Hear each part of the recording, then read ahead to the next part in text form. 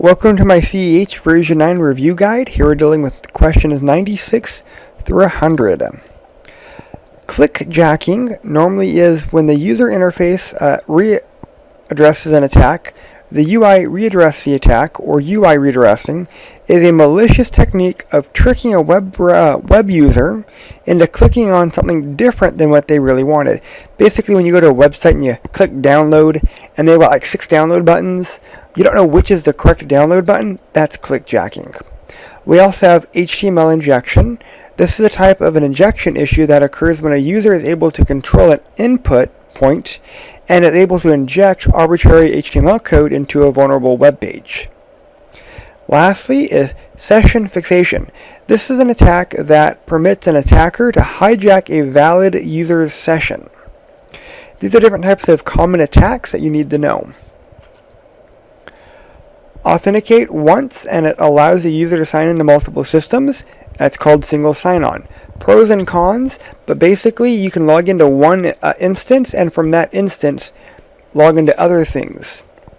Benefits is, well, you don't have to keep logging into it, so that's kind of nice. For example, you may log into the computer with Active Directory credentials, then you have to access a network resource. Well, if you've already authenticated, you may not have to enter those credentials again to access that network resource because your session sign-on passes through. Understand the order of a domain lookup. It will always check host file on the computer first, then DNS. So if you change the host file, it will not check DNS if it's found in the host file. Placement of servers. Understand what should be in the DMZ and what should be internal. If it's an outside resource item, DMZ.